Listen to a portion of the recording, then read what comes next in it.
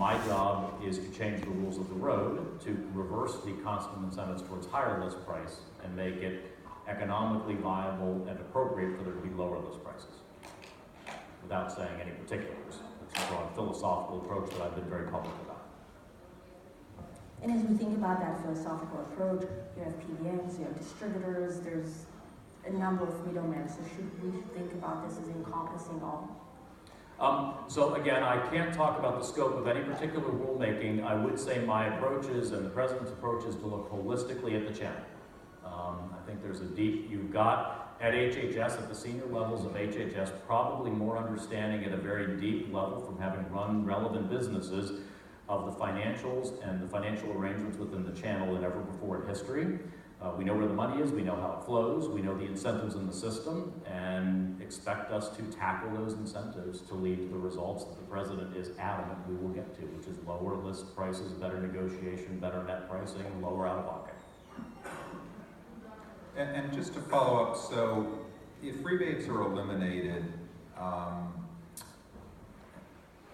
can you ensure the competition to get to those lowest net costs? I mean, I'm guessing you'd still allow for volume-based discounts, right, from the larger purchasers receiving lower prices than smaller purchasers that don't have the leverage, but I'm not sure. Would love to have you comment on that.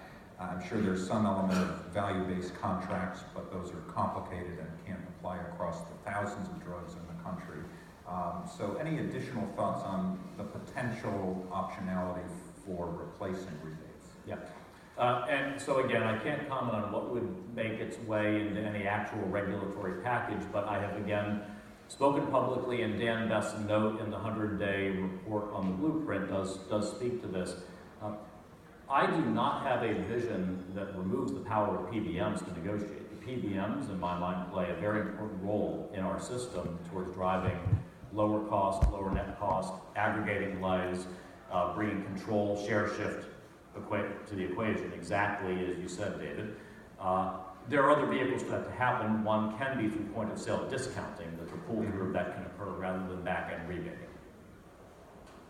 Okay, thank you. That gets to a broader point that I would like to make, which is sometimes it's misrepresented a view of blame towards one part of the channel or the other in terms of our blueprint or me or our actions.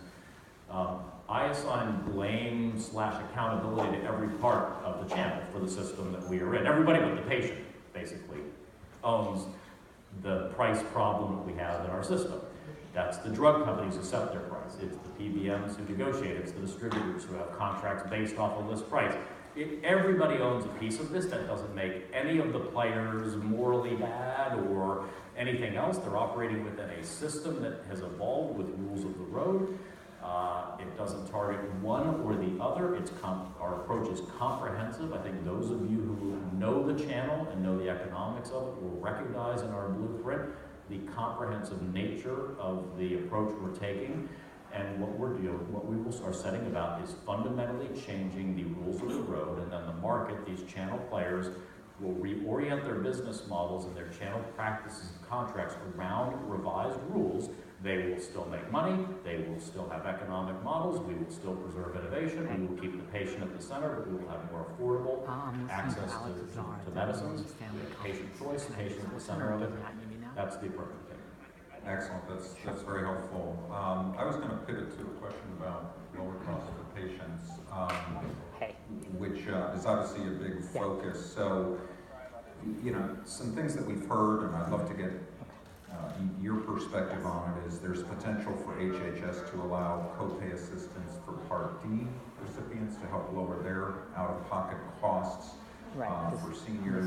And also there's a different element of returning half the savings from Medicare Advantage step therapy directly to patients in 2019. And maybe you could comment on that initiative and how to do that without, potentially resulting in fraud in terms of these payments back to patients.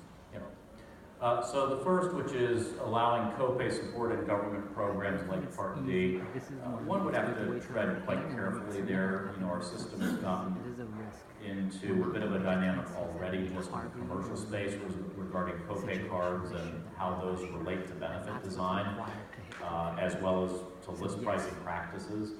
I'm not sure that's a healthy but I'll get you dynamic that number. on its I might own have that misremembered.